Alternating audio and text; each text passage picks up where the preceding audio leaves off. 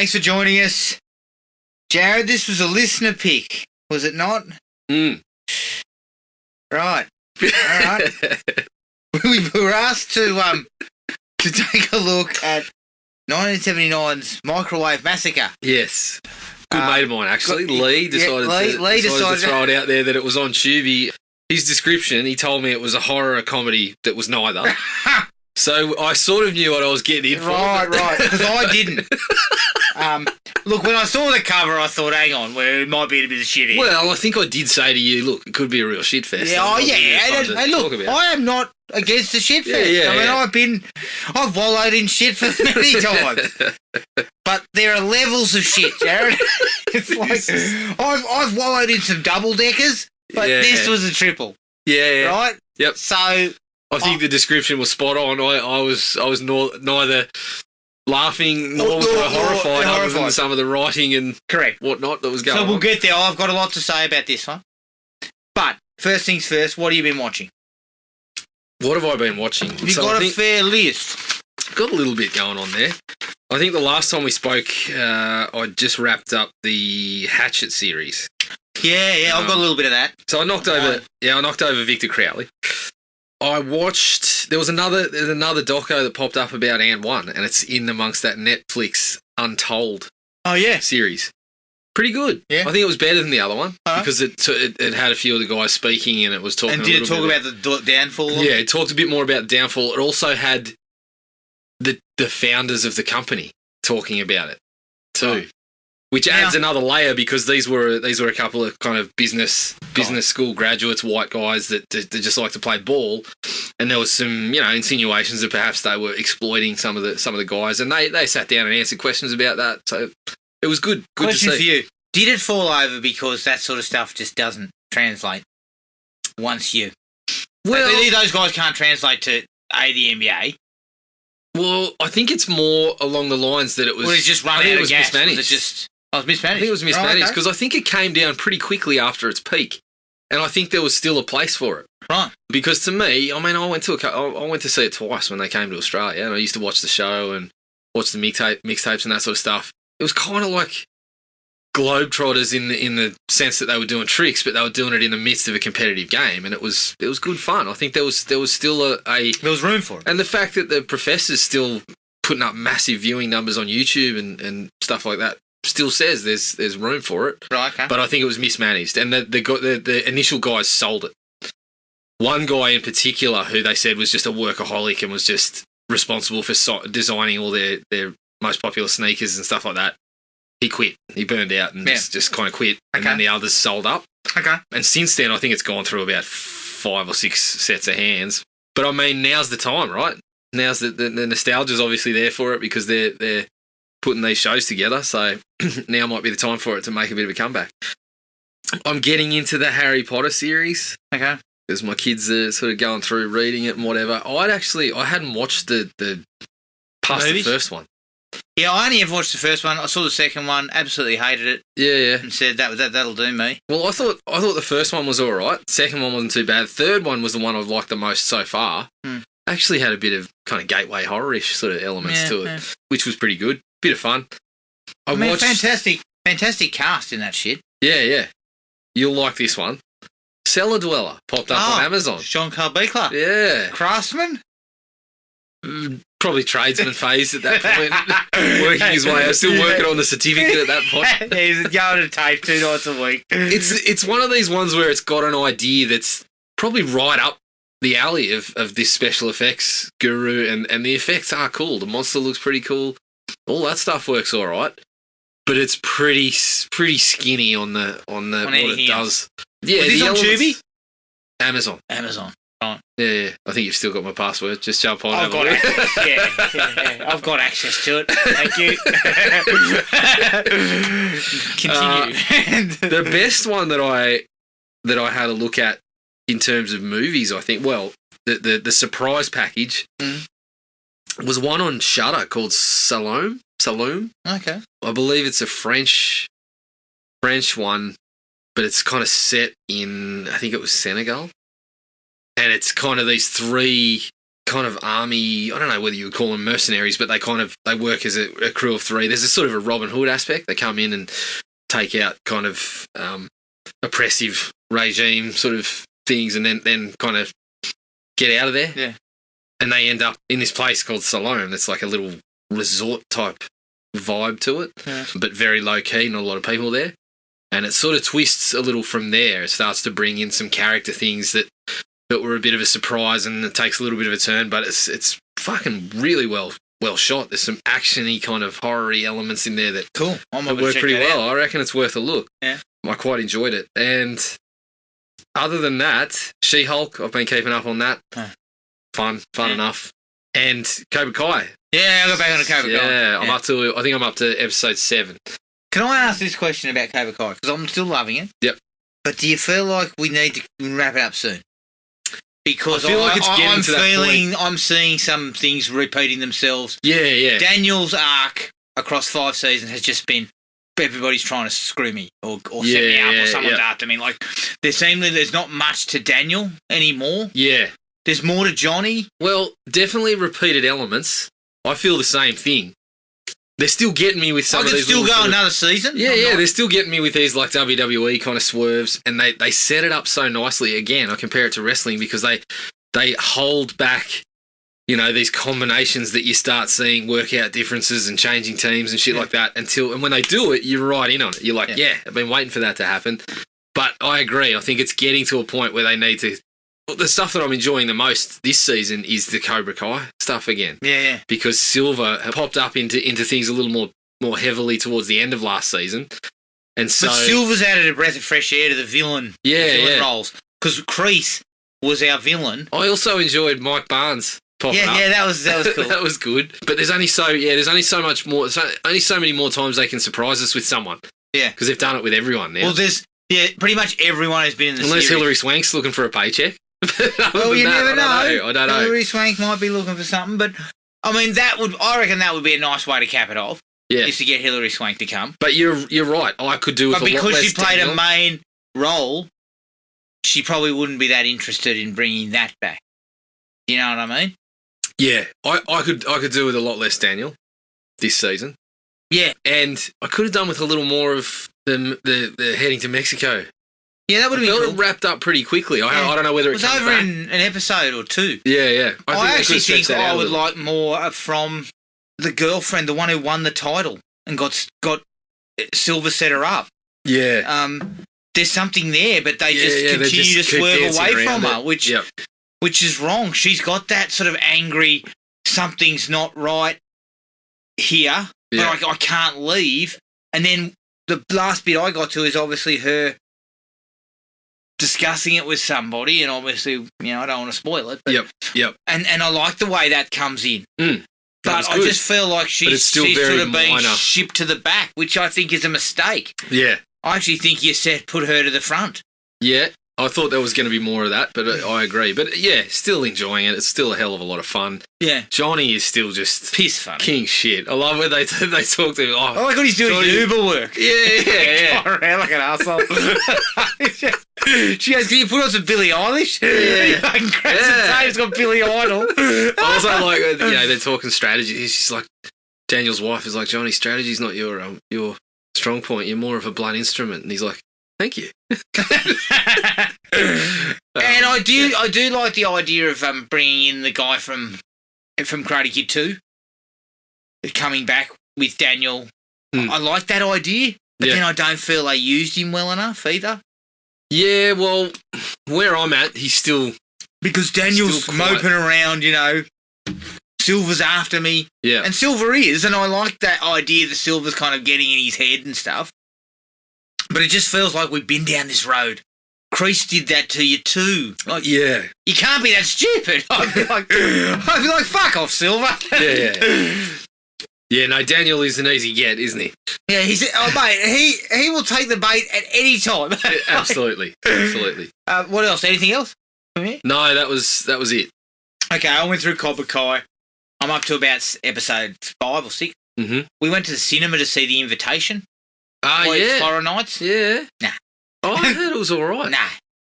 We also need to get to, just on a side point, Halloween Ends? I don't know, Bodies showed up, and I didn't think it was. So we better fucking get on that quickly, because it won't be there next week. No, of course it won't. The Invitation, nah, not for me. You knew what it was. Like from minute one, they try and sort of give you this, we'll swerve a little bit, like you're not quite sure what it is. Yeah. No, I know what it is. Like the moment you're not fucking Daniel LaRusso. You're not biting. I'm not biting. It was reasonably well made, and the main actress is good. But you know what it reminded me a little bit of? It reminded me a little bit of Ready or Not. But Ready or Not was better. Which, is difficult for me to say, because I didn't particularly like it. I didn't love Ready or Not, but I found that Ready or Not was better played than this. This kind of had that vibe, and then just kind of, once we worked out what it was just kind of like... Right. I watched Hatchet. I watched Hatchet 2. Yep. Look, I'm going to be straight here. I love the fact that Adam Green's trying to sort of reach back into the old school. Yep. And I do appreciate that. But they're both pretty bad. Like, they're not particularly good. Look, either of them. Not a high budget. I think the big problem for me... and the first one's much better. Yeah, I enjoy them. But I can't put them anywhere near some of the big guns, and I'm the same. I really appreciate what Adam Green's doing, but the problem for me, and he's doing it. Look, Green's doing it on minuscule money. Yeah. So I got to give him shitloads of credit there. But and the first one, I got a few chuckles out of that. You were not you're not in the mood. You were too busy yelling at people on your lawn or something. Get the fuck off my property! but when you go so far in that direction and the kills are so gruesome and so over the top, it makes it really hard to squeeze any kind of scares out of it. I mean, you pulled Tony Todd out of his skin. Come on. I did like that. I mean, there's no... I also did not appreciate seeing Kane Hodder's bare ass on screen. I don't want to see Kane Hodder have a sex scene. If you want to drop the roof of a building on him, fine. But you're working close-ups. Yeah, but the second one is obviously very cheap. Yeah. And then I did get a giggle when she turns up at the shack belonging to John Carl Beekler, and he says, here, have something to drink. He fucking hands her a piss bucket that you'd get at a hospital. I'm like, oh, shit. Yeah. See, I think I must have got a tad more enjoyment out of Tony Todd hamming it up a little bit. Tony Todd's fine. Tony Todd knows what it is, and just I agree too. Cuts loose on it. 2 was the one, if I recall correctly. 2 was the one where a lot of it is held back right till the last half hours when Victor Crowley turns up. Yeah, and look, the Victor Crowley look doesn't work for me. Put a mask on him, like Jason. And all of them, they're iconic because of their mask. Yeah. Right? Victor Crowley just looks like a big dummy idiot. Like, he just does. He just looks like a big, ugly-looking thing. He looks like Madman. Yeah, he does look like Madman. And I get the sense that they're going for the... When you're cribbing for fucking Madman... when you're trying to ape Madman... You're in trouble. Yeah. Ape Jason, for fuck's sake. Yeah, well, I think that's what they're going for, because it is Kane Hodder. Yeah. I get the sense, I mean, the overalls are essentially part 2 without a shirt underneath. Yeah. And the face is, again, kind of Jason. Clearly trying to go with a little bit of that. But yeah, I've had a bit of fun with it for what it is. I actually think part 3 was a bit of an uptick from part 2. Yeah. That's what I've heard. Victor Crowley's probably in the middle there. So... Look, I don't hate them. Not at all. No. And as I said, Adam Green... They scratch an itch, and Adam Green is working with very little money and making a hell of a lot out of not much. So I appreciate the fact that the guy has that kind of skill. Yeah. You know? He has the ability to pull something together like that. That's acceptable. Yeah, it's good fun. Without being... When it works, it's awesome. Good fun. Yeah. So I'll probably try and get to the rest of it. I went back and watched Beverly Hills Cop. My wife surprisingly, loves that movie. Yeah. Loves it. And watching it again, You know, and there's only so much you can say about Beverly Hills Cop because we've seen it so many times. But two things really stand out to me. And I think we probably covered this in our episode. I love the fact that Axel needs Rosewood to get out of the shit. Mm. He doesn't just punch his way out of it. Like, if Rosewood doesn't come along, Foley's dead. Yeah. And I love that fact that Axel's not one of these kind of Stallone or Schwarzenegger types. And secondly, Eddie Murphy's performance is fucking awesome. Yeah. Like, it's peak of his powers. Peak of his powers. One of the best action heroes going round, I think. Mm. The mixture of comedy and a little bit of dramatics. And I for some reason, I always love that. If you touch her and he says, I'm all ears, I'll kill you. Mm. You know, like, because it's not what you expect from him. Yep. It's a really, really good movie. Really good movie. It is. And I love it more and more every time I see it. The less said about... two's all right. Two's okay, yeah. Three's fucking shocking. Yeah, not... I am looking forward to the return, though, of Axel Foley. I am. Don't roll your eyes. Well, I mean, Eddie hasn't done... Mate, if they can do what they did for Axel Foley, what they did for Pete Maverick Mitchell, yeah, we could be back. Jerry Bruckheimer's involved. Tough ask. Tough Come ask. on. It hinges on Eddie and how much he's... You know, is he really back or is he just... No, he's not back. But, you know, like Dolomite or whatever, he was really good in that. The guy's still got performances in him. There's no doubt. Yeah. But has he got Axel Foley still in him? That wasn't as comedic as he's... No, it was more dramatic. Yeah. But has he got Axel Foley still there? Mm. It's been a long time. Question there. Question mark. Okay. I watched the first 2 episodes of Devil in Ohio. Oh, yeah, I was having a look at that. Not bad. Yep. It starts all right, interesting. It's probably got a vibe of something like Haunting of Hill House or something like that, you know, or even something like Real True Detective, something like that. I watched Untold, one of the Untold docos called Breaking Point, about Marty Fish. Now, I didn't know who the fuck Marty Fish was. Tennis player. He was the number 1 American player in the world. Yep. At one point. And he basically had a mental breakdown. He was about to go on court. He was a quarter-final. US Open quarter-final against Roger Federer. And he's in the car. And he's fucking... He says to his wife, fuck, I don't know what to do. Yeah, his bloody mind's racing and his fucking heart's beating like a... And she says, oh, you don't have to play. He's like, I have to. Then he just suddenly decides, actually, I don't. And he just doesn't turn up. And then he started telling people, obviously, I had some problems. Really interesting stuff. It was interesting to look at because him and Andy Roddick came up together. Yeah. And it was just interesting to see that dynamic and the fact that they both kind of say, we were copping a lot of heat, we weren't winning. And then along comes fucking Federer and Nadal, Djokovic, and that's fucking all she wrote. We didn't get a sniff. Imagine you're struggling, you're chipping away, and then you finally get to you win a minor tournament, and then Federer, as you said, Federer, Nadal, Djokovic. You think, like, fuck this. Fuck for the rest of us, boys. Just why don't you blokes fucking pull a hammy or something? Take a tournament off. Quite good. I'm keeping an eye on them. There's actually one about a female boxer that I want to check out. Yeah. So I watched some of the previous ones. There was one of those episodes was to do with a betting scandal, and I watched it because one of the guys involved played in the NBL over here. Oh, yeah. Australian basketball. So I kind of watched it just to kind of fill in on that sort of stuff.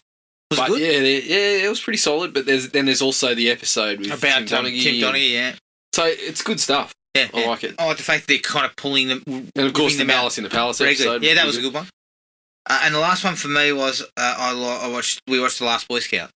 I don't know whether my wife's as big a fan of that one. No.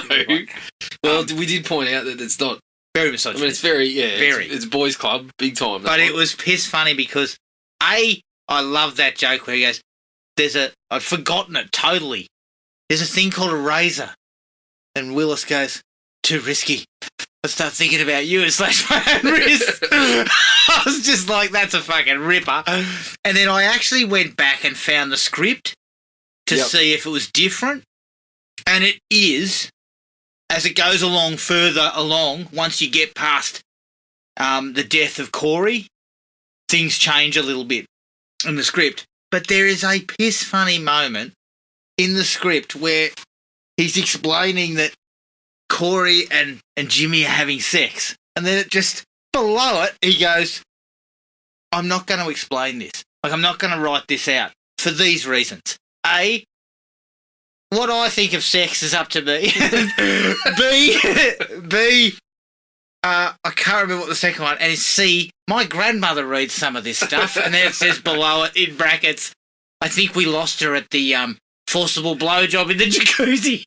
I was just like, fuck me dead. Yeah. So it's just that piss funny sort of thing where he kind of, and you see it in a lot of Shane Black's scripts. Yeah, he writes kind of like, he knows. Almost like stream of consciousness and what he's actually doing. It's quite humorous. But that was it. All right. Ready? Take a deep breath. I don't know if there's a trailer for this, so I'm just going to say here's a snippet of 1979's Microwave Massacre. Anthem Pictures reluctantly presents what is considered to be the worst horror film of all time. Your skin will crawl. Your stomach will turn. I have to go to the restroom. Your blood will boil.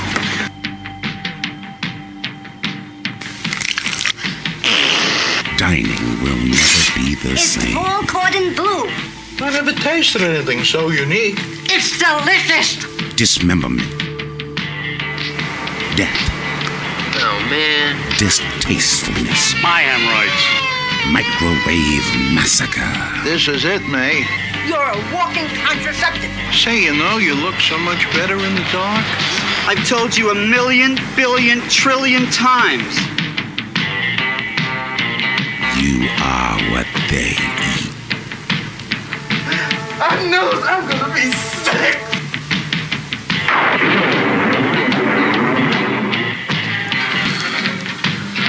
Too many bones.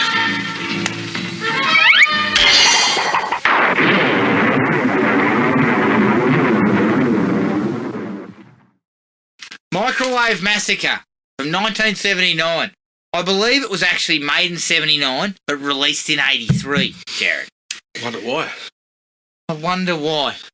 Directed by Wayne Berwick, who directed The Naked Monster. I believe that was a close to 20-year gap before he had another directing job. Did he? So what you're saying, Wayne took 20 years to work into Microwave Massacre, you're saying? Holy shit. It took 20 years to show his face after Microwave Massacre, perhaps. Yeah. Produced by Craig Muckler, who made produced a little film called The Flesh Merchant, and Thomas Singer, who produced Malibu High, and the story's by Muckler and screenplay by Singer. I don't think Muckler wrote anything else. Well, let me tell you, after watching this, the bloke, it's Muck. Oh, it is a muckraker. Yep. It stars Jackie Vernon as Donald, Lauren Shine as Roosevelt, Al Trope as Philip, and Claire Ginsberg as May. It cost $75,000, is what I could find. And it was directed video, so there was no... Yeah. We weren't fighting any box office on this thing. And here's a bit of trivia. I cannot confirm if this is correct or not, but Rodney Dangerfield was considered for the lead, but his asking price was too high. I suggest his asking price was more than $75,000. Yeah. So I can see how Rodney wasn't involved. Yeah. I'd suggest they asked for his asking price, and the response was get fucked. Yeah. What'd you say it was called again? Microwave Massacre. Yep. Yeah, nah. Well, at least he might have punched up some of the gags. Yeah. He was a noted fucking improvising moron. Yeah, he would have been fine. Yeah. Okay, Jared. I am going to say this is quite possibly the worst movie I've seen. It's up there. I mean, it's close. Yep. It's close. Acting's garbage. The movie makes absolutely no sense whatsoever.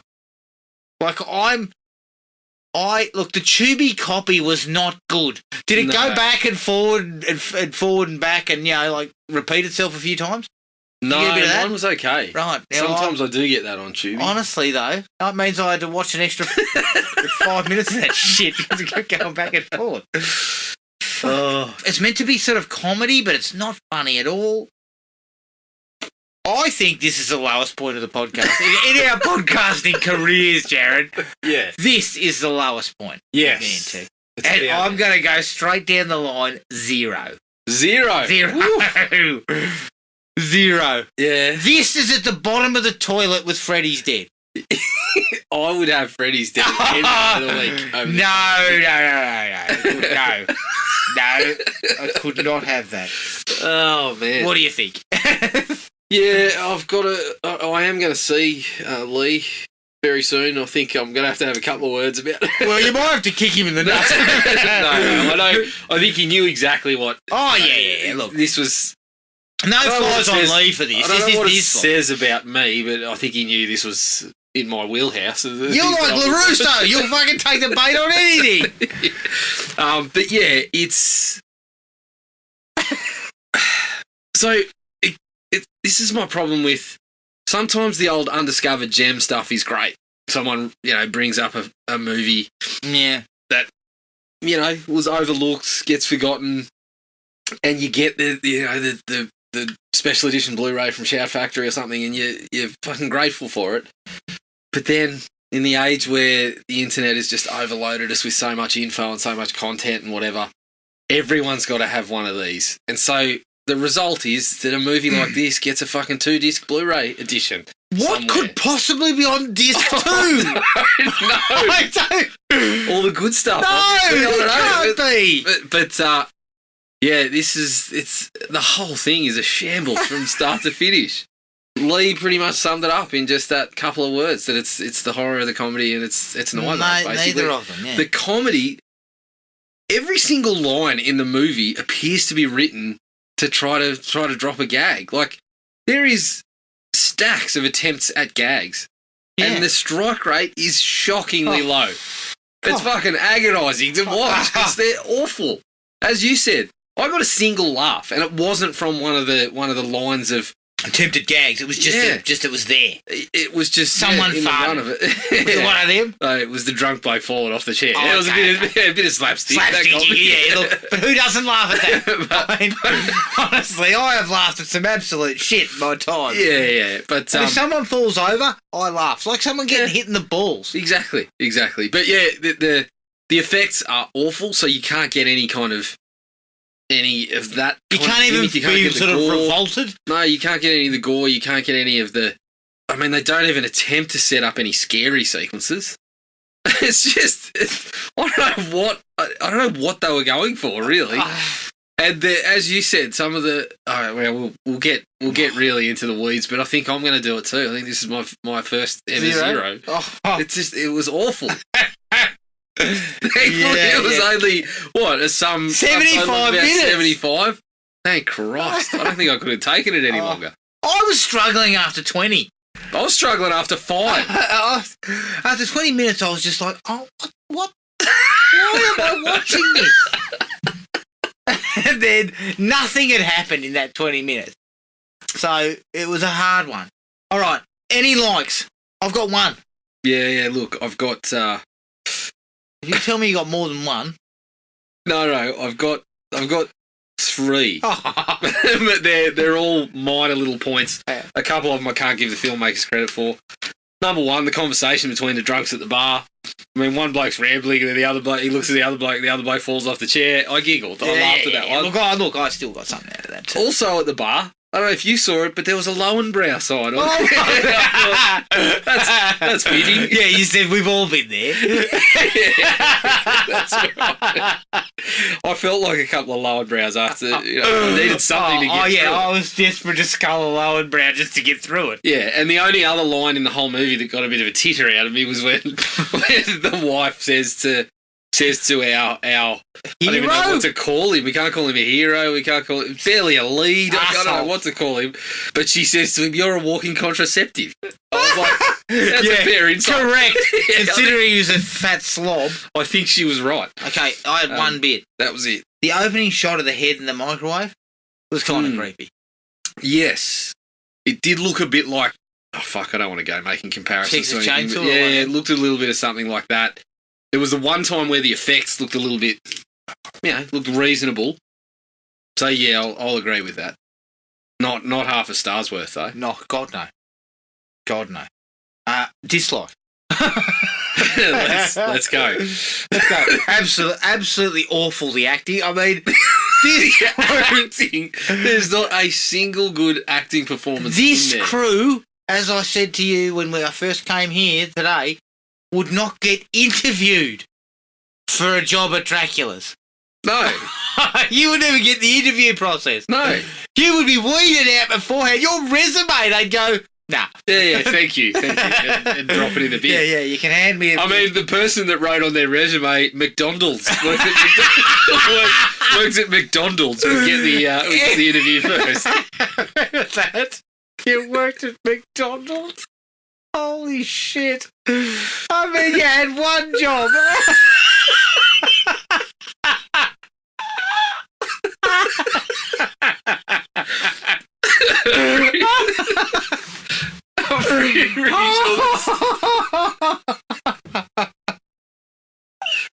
Imagine finding out you missed out because you misspelled McDonald's. Yeah, not your best work. Oh, God. Okay. I mean, at least when I did that, I did it in high school. Remember when I wrote that? Appetite for destruction. Appetite for destruction. That was in fucking uni. No, that was uni, but there was a high school assignment I wrote where there was a line that said shifted into full gear, and I've written shifted into full gear. So at least, I had an excuse. I was a lazy high schooler just trying to... and let's face it, there probably could have been, back then, predictive text or one of those things. And if they had have asked me, I would have just said, no, I meant to write that. The film absolutely shitted into full gear. Absolutely shattered in when it got there. Oh, shit. Okay, so the acting is just horrendous. They look like people they just got off the street. Yeah, definitely. Everybody does. I mean, even the guy, Jackie Vernon, he'd acted. Had he? Or he did voice it. He's the voice of Frosty the Snowman. And things like that. Fuck, Frosty must sound like a wanker then. Vernon's performance is horrendous. Like, it's terrible. Every time he opens his mouth, I was just like, oh my God, I wish this guy would stop talking. He just sounds like such an idiot. Yeah. The dialogue is the worst part of the movie.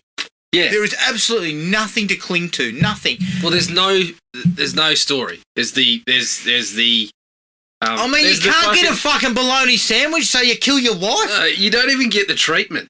A treatment would have gone into more detail about a fucking story that was happening other than this guy's upset, kills his wife, and then continues to do it for the rest of the movie. Like, there's no roller coaster there. It's just a flat, well, it's a downhill fucking slope. Like I said to you, I think every line is trying to set up a gag. Yeah, trying desperately to get something out of it.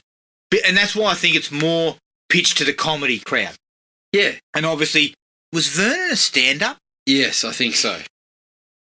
Thank Christ I never saw one of his I would never have paid if this was any of that was his work. I can see how the delivery would work with good gags, but maybe. Nah. But if he was, I would ask him to sit down. You know what I'm saying? Sit down, mate. Yeah. You got enough.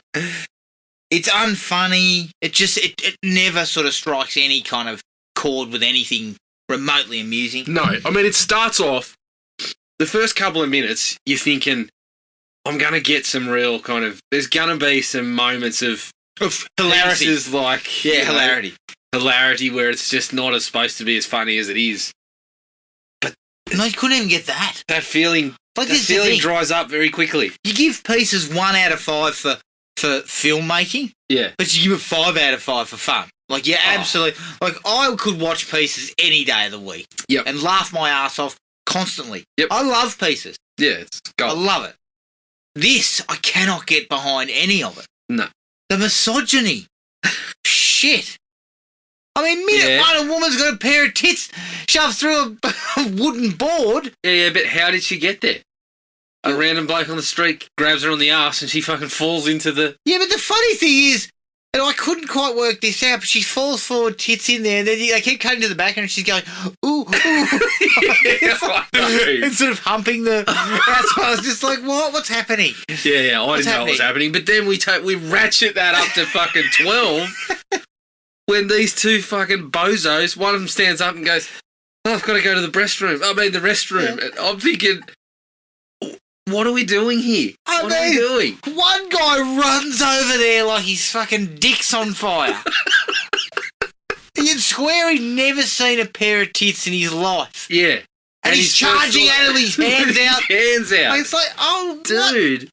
Sit down, please. Yeah. Stop. And none of that comes to anything. She returns to the same place. Why is she wandering through a fucking... construction area. And she returns to the same place and then doesn't come back. Yeah, makes out with the silly bloke who was trying to grab the tits, and then that's about it. Well, of course, that's exactly what you do when a bloke is racing over like Usain Bolt with his hands out, trying to assault you, essentially. Yeah. Like, look, if I got assaulted like that, yeah, you wouldn't have a bar of him, but not in this sort of bullshit. No, of course, straight into it.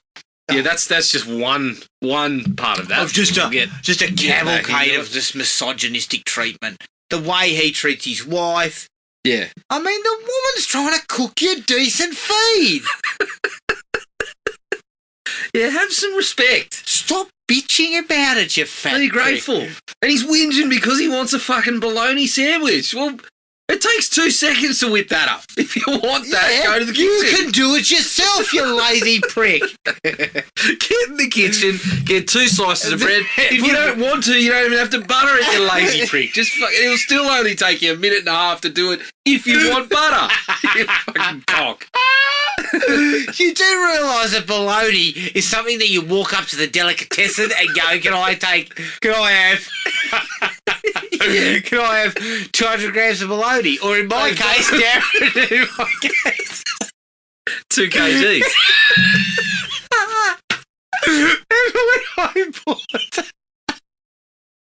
How did you fucking function as an adult? Honestly, you didn't know. I'll tell you why. I was looking for a special, Jared, and it was a fucking special on Devon for a kilogram of it. Devon's regular price. I know. Devon's regular price was $3.99 a kilo. So how special was the special? It was $2.99, and so I was a man who needed to watch his pennies. So I purchased a kilogram of Devon. And then I ate Devon sandwiches for a fucking week.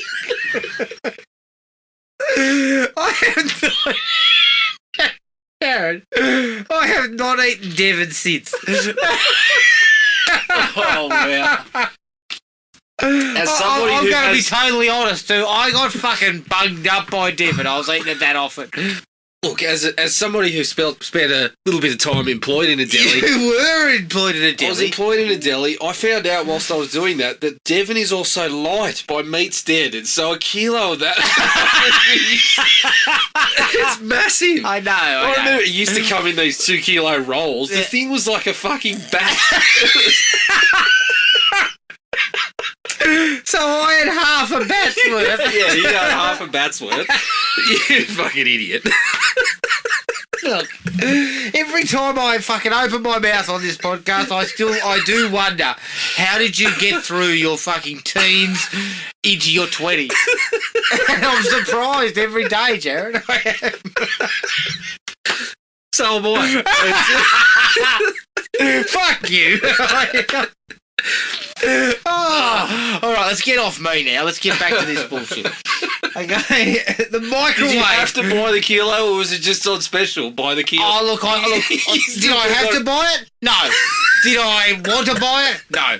Did I feel like I'd gone too far? You know when you say, I'll take it. When they start going, dropping it around the scale. Yeah, as I can hear it on the scale going, poof, poof, and I look up and it says fucking it's like a copy of Stephen King's It worth of Devon. I was like, oh shit, hang on. But I don't want to look like an idiot. I refuse to look like an idiot, Jared. So you know what? I'm taking that. I meant it. Look, I meant it. That's. I'm in your corner on that one. There's a point where you get to where you just think, I've got it. I've just got to soldier on here. I've just got to push through. Commit to it. You've taken a kilogram. Yep. Now you're going to eat a kilogram's worth. That's right. Yeah. Well, I'm going to take it. I'll probably, when I get outside, I might drop half a kilo in the bin.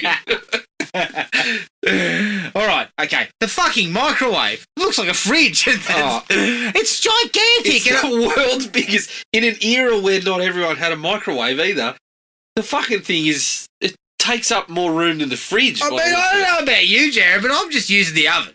Yeah. Like, I was looking at that and I'm going, I'm using the oven. Yeah. And there's a moment when he looks inside it and finds his wife. And she's kind of sitting in it. And I was like, it's not that big, surely. Wow. Yeah.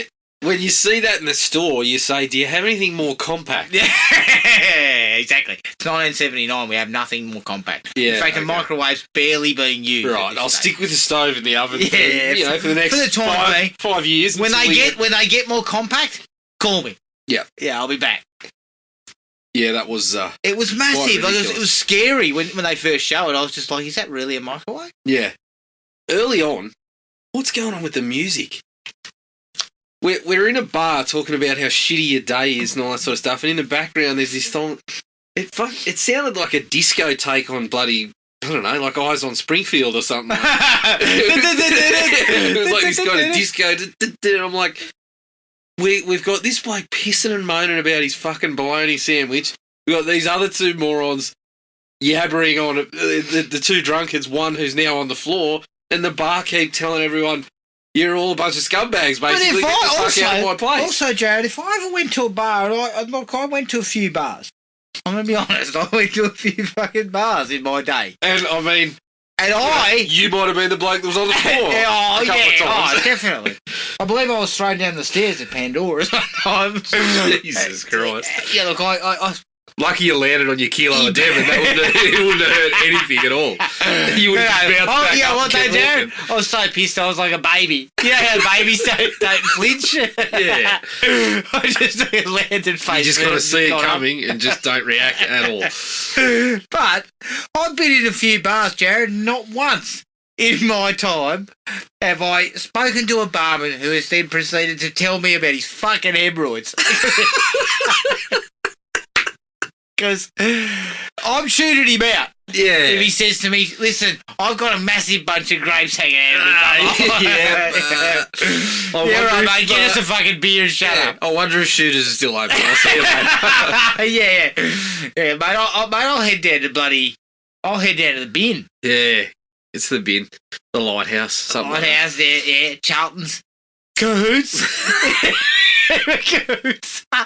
I was saying this at work the other day. I used to love that because it was like back on the days of the Nokia 5110. You get a call from the boys. Where are you? I'm in Cahoots. Yeah. I'll see you tomorrow. Yeah, all right. So, yeah, don't talk to me about your hemorrhoids.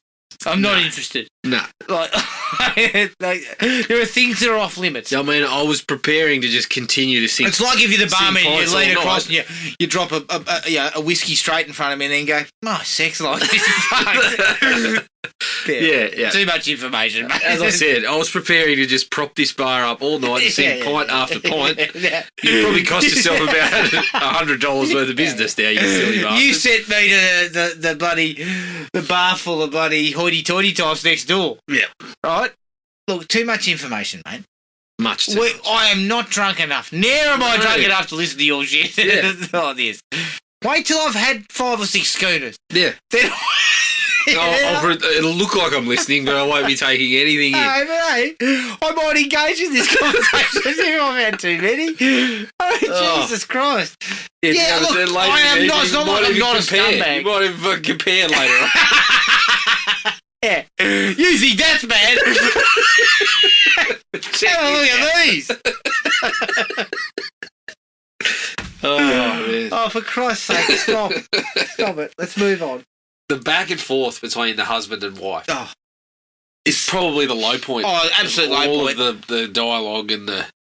And there's that sequence there just before he kills her, which I was just sitting there thinking, is anything going to happen? And then he starts running around the room, throwing stuff around. Yeah, he's in a fucking flower pot.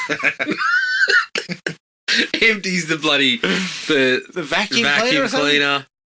Like, what is happening? You want it? Okay, so hang on a second. Hang on, let me get it here. You don't like receiving haute cuisine from your wife. You're not happy, right? Admittedly, I did laugh when he pulls out his sandwich and it's, honest to goodness, it's got a fucking plastic crab in it. I mean, just go and buy a crab. Yeah. I think your budget can handle a real crab, if that's what it's going to look like. Yeah. And he's not happy with the cuisine. He wants a bloody standard baloney sandwich, and he kills his wife for that. Reasonable kind of response, but it doesn't line up. Like, I don't understand what he's upset about. Like, she's asking him to be too clean or something like that, but I just, like I said, you can eat the meal option if you want to. If you don't like it, the bologna sandwich is always on the table. 2 pieces of bread, some butter, and some bologna. Dick brain. It's not hard. It's all there. You don't need her to make that for you. No. Yeah, it's the... I don't know what they want us to be thinking of this guy. Is it kind of like a black comedy? Well, I think it's supposed to be, but it's about marriage. But it's so and unsuccessful, in my opinion. It's so unsuccessful that I was like, I don't actually know if that's what they're aiming for. I haven't got a clue what they're aiming for. But he kills her over the bologna sandwich and pisses in a flower pot for reasons unknown. You would tag it as a black comedy. And then he bashes her head in with a pepper grinder, and at one point he puts some pepper in his hand and throws it on her. Like, what are we doing? Yeah. Why is this in there? Yep. I don't know. Just didn't. Actually, it was bologna and cheese he wanted. I kind of see why he couldn't do it himself. Yeah. I mean, let's face it. This bloke, the cheese that you're talking about, we've seen what your tastes are like. It's also sitting in the fridge. It's wrapped in a bit of plastic. You can do that too. No. If it's one of those ones where they're singular wrapped, hard to get up. Come on. Not really. No. You know what, though? I wouldn't have trusted that bloke to sit the right way on the crapper. Honestly. Yeah. And God forbid if he fucking did. Reverse kangaroo. He drops a kangaroo. Imagine if all you're eating is bologna and cheese sandwiches, I don't want to fucking know what's coming out. What I have to deal with if that's been a reverse kangaroo situation. That's why your wife's pissed off, mate. Yeah. He was a She's reasonable pissed off size because the front of the toilet looks like a fucking Death Valley fire trail. she's been... He was a reasonable size unit too, so I probably would have started out of the bowl.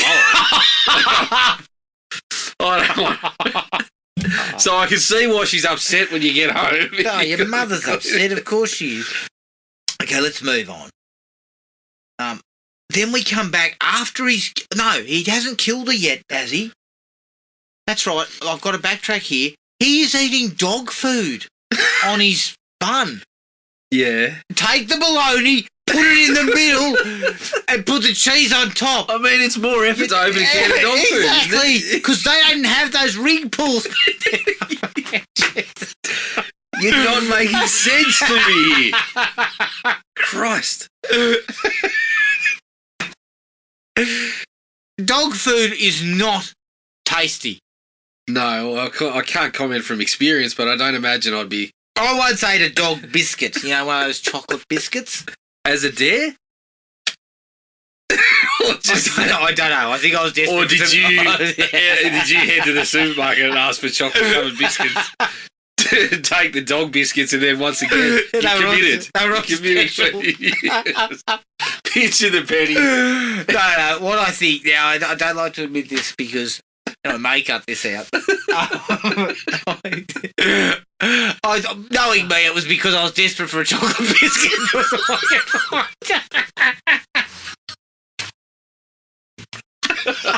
Jesus Christ. You're out of chocolate. I mean, it's like those days, Jared, when you're desperate for something to eat chocolate-wise, can't find anything, so what you end up eating is cooking chocolate. Yeah. In your case, there was no Monty's, there was no caramel crowns. What's next? My dog's got some chocolate biscuits. And I'm hard up. I need one. I am that desperate. I can't even walk down the shop or get in my car and take my limited funds down to the shop. Wow. Look, let's not talk about that. I'm making myself look like a fucking tool. It seems to happen every week, Jared. When am I going to run out of these fucking stories? I don't know, but that probably should tell you something about your life from the ages 0 to 30. I mean, what? Yeah, no. I'm being generous. Maybe about 35 to get things together. No. Because until my wife came along, I was a fucking wreck. All right, okay, keep going. Okay. Was that the first thing you asked when you got together? Do you know how rice works? Yeah. Because I've heard risotto's good, but I cannot make it. No, I think I knew she was a keeper when I went to put my risotto in the microwave and she went, that's got no water in it. And I was like, yeah, you're going to hang around. You're the one. You're the one for me. The next thing is it just me, Jared, or did you get a bit of a gay joke vibe about the shirtless guy? Yes. Yeah, I did too. I took that pretty hard too. Yeah. I was kind of like, why are we making gay jokes? Well, what's the issue here? Obviously the time period. I know, it was 79. We didn't need it. Things were... But at one point he says, my favourite meal, hot meat. Then he walks off and I was just like, oh, fellas. Yeah. Come on. It's just product of the times when ill-informed kind of... Yeah, idiots. Yeah. And they were trying to go like, the girl wanted to check him out because he was shirtless and all muscly, and then when she gets over and strokes him, he starts saying how he might get a rash or something. Come on. Yeah, fellas. Get your shit together because that's not on. After he kills his wife, absolutely nothing happens for about 10 minutes. No, nothing. I mean, look, you talk about it not wanting to see the Punisher pay rent. I don't want to see this fucking penis watch TV. No. For 10 minutes? Yeah. He's watching that stupid show where the bloke's swearing and then they keep beeping out other parts of the... Yeah. You can hear the word fuck, but you didn't get a beep in it. Yep. Stupid. Again, they're going for... They're packing it with attempts at comedy that just... You're sitting there watching it just stone-faced. And then he wanders out to eat some meat out of the fridge. He just starts gnawing on it. I mean, it's been in the freezer, sorry. Yeah. It's not cooked. No. Like, to coin a phrase from Gordon Ramsay, it's fucking raw! Yeah. Come on! Cook it at least! Yeah, I could have done with it, you fucking donkey or something like that, you know. But yeah, it's... I mean, why does that scene exist? I don't know. He chews on it and he goes, tasty, and then the wrapper falls on and he realises it's his wife's hand. Yeah, and he digs it out of the bin and goes, better than nothing. I'm like, fuck. You seem to have baloney. The baloney's better. Is it? Tools and assholes. Yeah, well, you know. But it's been cooked at some point. It's a cooked arsehole. That's questionable. I don't know a lot about baloney. Well, I think the sawdust content of Devon is probably as high as the snouts and arseholes as well. Given that I could lift one of those bats with 2 fingers and swing it around. What's that other one that Gibbo was talking about? When it's just all that shit put together worse than Devon, I believe he said. Right. It was in another episode. Can't remember it. But I don't know. he said it was worse than Devon. Fucking... He was like, it was just everything just crammed into one. Yeah. My old man, he's always like, oh, no, you got to have Berliner. I'm like, that's might have been it. Yeah, I'm sitting there going, they're the same fucking thing. But one of them's $8 a kilo and one of them's $4. So I'm buying the $4 yeah, of course. More sawdust in that one, so probably safer. Tastes better, probably too. Watching Donald have sex with a prostitute is the scariest thing in the film. Yeah. Yeah, I didn't need to see that. And he kind of grunts and... Man, he's fucking shaking his head. Yeah. Wow. This is just... We're reaching new lows here somehow. I know. Just... And then he kills her, doesn't he? Yeah, that's right. He suffocates her with a pillow. And again, we never quite get the sense that he loves the taste of meat. No. Like, of human flesh. No. Like, there's no kind of... There's that stupid moment where he starts eating meat out of the freezer and he thinks it's tasty and he thinks it's something that his wife made and then it turns out to be her hand. Well, the performance is just one level the whole way through. Whether he's cranky or he's like, that's tasty or whatever, it's just one fucking level. So hard to determine. It is. Hard to figure out. I don't know what I was supposed to get from his tones. It was just, yeah. But that was, I mean, when you hire the bloke, that's what you're getting, right? Because I did reading a little bit of the background. I think that was his shtick, his comedy shtick. What? It was just this level kind of deadpan delivery. What? I don't know. I mean, he couldn't even get having sex right. I mean, you don't need to go to NIDA for that. You should have at least done that. It probably helps. Like, you should have at least done it in your life. Yeah, well, I mean, don't get me wrong. Not everyone's, got the sweet game. But got the fucking swerve. Yeah, right. Yeah, you can do the Anson Mountain, all that sort of shit. Yeah. But all the fucking the Three Wise Men. Three Stooges. Can't do the Three Stooges like I can. But you know, your head's not fucking tremoring and shit. Yeah. Well. I'm sorry, I forgot the kind of levels of fucking eruption that you and he's sitting there kind of going, no, we're not going. I mean, he's a hair off going, I don't know what he's doing. I mean, I think what they were trying to do was he was having sex, but he was also in the throes of, wanting to kill her. Yeah. But Jackie couldn't get either of them done. No. And then we kind of take it from that to the level of like the women that are talking to him. I know they're meant to be prostitutes. Well, are they? Well, the first one definitely was. Yeah, but he goes from absolute fucking loser to stud who seems to pick up every woman he meets. Well, the woman in the chicken suit, doesn't he just say, I'll make you dinner? Yeah. Next thing you know, she's nude. Yeah, I don't know. He killed his wife and suddenly he's a stallion. Mm. Like, there was just no... Like, if you're going to pull something like that, you need a good-looking actor. And I'm struggling to see what your comedy is here. Because what I'm getting so far is, okay, you and your wife don't get along. Your solution is you kill her and then you're fucking flying again. Are you trying to say... You just marriage is a fucking shackle that you can't get out of. Yeah, like that's, you look at it and that's all you really get out. But this is the thing I get out of it though. If she'd have dished up bologna and cheese sandwiches, would they have been tighter than ever? Yeah, it would have been fantastic. A bologna and cheese sandwich rather than a hot cooked whatever she was dishing up before that. Yeah, what was that? And then she sets fire to the joint. What is that bullshit? I don't know. I'm sure there's a casserole or something in there. But, look, being that I've now become a bit of a whiz in the kitchen. Well, I mean, whiz is probably Gordon's still calling you a donkey. Yeah, he is, but Gordon's coming over and going, that rice is fucking crunchy, you idiot. And I'm like, Gordon, it's part of the recipe, mate. Gordon, this is what I do with it. This is what I do. My take on rice. If you don't like it, let's get the fuck out of my kitchen. But Jared, I flambéed a steak the other day, set fire to the barbecue.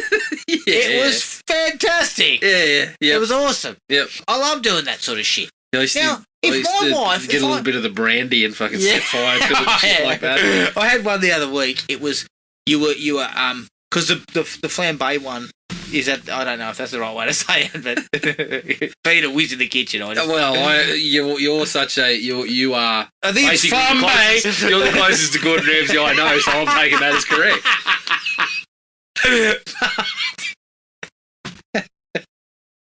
But that was only like 10 mil. Yeah, And it just it fires Just and then fires it, for a couple of and then seconds, it goes out itself. Yep. But then I had another one, pork chops, Mm. 50 mil of bourbon. Holy shit, mate! She was still on fire. Yeah. I had to put it out with the lid. I had to put the lid on top of it. Yep. Yeah. I also told my wife, "Can you just get the fire blanket out while we're Yeah. about to set fire to this shit?" Yeah, look, I had one that went a little off kilter and left fucking smoke marks on our white cupboards. I had to quickly. My wife came in and I'm sitting there scrubbing the cupboard that I've never touched in 2 years. I just doing a bit of cleaning up. Yeah. Did you then come clean? Oh, I think when she walked in and said, "What's burnt?" Yeah. What smells? What's that burning smell? Oh, nothing. It's supposed to be like that. Nothing. Yeah, but the thing for me is, he just wanted a bologna and cheese sandwich, and him and his wife probably would have been great. He didn't get it, so he killed his wife. Yeah. Now, if my wife was cooking for me, and she was cooking umpteen different new... I'm okay with that. Yeah. Well, I'm not homicidal about it. yeah. I tell you when I started cooking for myself, Adam. When I decided to kind of, just investigate a few little things, was when I hit a point where I decided I don't love Mum's cooking. I thought I better take some of this on myself. And Jared, you did the right thing. You do it yourself, because you know what? If you want to fucking shit on people's meals, yeah, then and you can't do it yourself, because that's what used to really irritate me. Yeah. I wasn't going to walk If you don't into like the kitchen. meal, that's fine. Yeah. But you can cook something. But you say thanks. Yeah, you say thanks. Yeah, you go like this. Yeah. You chow down on a steak that tastes like the fucking soul of my stew. Well, I've recently discovered, because obviously our mothers are sisters, so I'm assuming you've got the same problem. Mm. They said Pa used to cook a fucking steak until the thing was black. So my mum always used to do well done steaks. And then I think I was about 15 when I had a medium steak, and my fucking world changed. Yeah, I know. Like, this is what it's supposed to taste like. This is juicy. Yeah, so... And I said to the person, "You better take this back." This is definitely not Your cooked mum would have properly. leaned over and said, "Oh, that's not cooked. Fucking send it back." Yeah. Take that back and cook it for another... Yeah.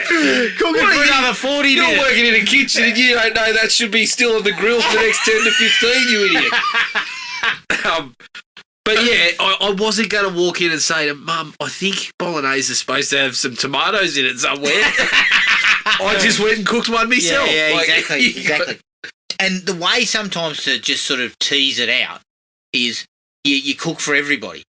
And you let them know this is kind of what you're looking for. Yeah. Not... This is how your rice is supposed to crunch when you bite it. Yeah. Can you hear it? Perfect. I make a no water rice. Yeah. But as you said, you fucking learn a few things. And I'm sure in fucking 10 years' time, my kids will do the same to me. "Dad, your cooking's shit." Yeah. But It's shit. hopefully they'll say thanks for the effort. Yeah, thanks for the effort, but it's shit. So yeah, back to the point. Get out and fucking make it yourself, and your marriage is probably fine, mate. Yeah. You Yeah. lazy prick. I reckon the worst scene in the movie is the trip to the psychologist. yeah, it's where pretty he- bad. It's Where pretty he bad. mumbles on for a couple of minutes. The psychologist is asleep, isn't he? And he's trying to Yeah. hit. And then when he finally wakes up just at the end of the session, he says, "Everything's fine, you'll be fine." "I just told you that I want to kill people and eat them." Yeah. And he's like, "Yeah, but you do what's best for you. So you go ahead and do it." Yeah. And I was just like, oh my God. This is just going downhill. Yeah. Even further. And From I can half tell a you, star to a 0 star. I'm not going to that doctor anytime soon. No, of course not. If I've got problems. Yep. There might be a worse scene. the hardware store. Oh. When he drops a couple of lines and then the guy behind the counter, he fucking gets on the phone and says, Coast Guard, coast clear, good. Puts the phone down, turns around to a mirror and goes, you're still there, or something like that. And I'm just like, what are we doing? Holy shit. That is definitely Paddy. We needed a feature length. 75's feature length. Yeah, I don't know what to say when we get to this point. Look, I could go on and on about dislikes, but I'm not going to. I'm going to throw one more in there. There's a woman, the next door neighbour is using a vibrator to dig the garden out. Okay. Okay. Maybe a bit too loud. Maybe someone should have said to her, listen, love, I think you don't know what that... You're using that wrong. Yeah. Make sure you wash that. If you actually know what it's for as well, wash it prior to using it again. Absolutely. Like, again, where does any of that come from? What's it about? What does it mean? Nothing. And I'm leaving it there because I got 0. I feel like I've gone far enough. Yeah, I don't think I could say because there is more, nothing else that I would even think of and consider talking about. Actually, sorry, the wife's head at the end. Yes. That looks absolutely terrible. And I love the fact that he puts her head propped up in bed and then says to is it her sister? I have no idea who that old woman is. Yeah, and he goes, look, she's fine. Yeah, her sister would make she's a little bit sense. sick. And then the woman looks in there and goes, she looks terrible. She looks fucking terrible. She looks bloody... Her face is disgusting. She looks like a poorly made fucking special effects head. Correct. Basically. Yeah, it was just awful, really. Oh, Jared, I think, really, I don't... No, we don't need to go on anymore. Any further. That was Microwave Massacre. Yes. I don't think we've ever had a film where we both gave it 0. Yeah. Until now. And I think basically, when I see Leigh in a couple of weeks' time, he's buying the first beer. For sure. I reckon the first couple, Leigh. I think I'm not going to lie to you, Leigh. I think you're going to have to do the first couple. Just to keep Jared. Yeah, keep him in the good books. Yeah, just to win me back. It doesn't take much. No, it doesn't take much to win you back. All right, that's the end of that. You can find us on Podomatic, iTunes and Spotify. Send us an email at thrillme@ionet.net.au or on Facebook at Thrill Me Podcast Australia, Podomatic at thrillme.podomatic.com, and on Instagram at thrillmepodcastau. Make sure you rate and review us on all the platforms we're on. Keep an eye on the Facebook page for details of our next film. But until then, take it easy, everyone, and we'll catch you later. Cheers. Find the podcast at Podomatic or on iTunes. Don't forget to rate and review. Like us on Facebook at Thrill Me Podcast Australia or contact us at thrillme, all one word, all lowercase, at ionet.net.au.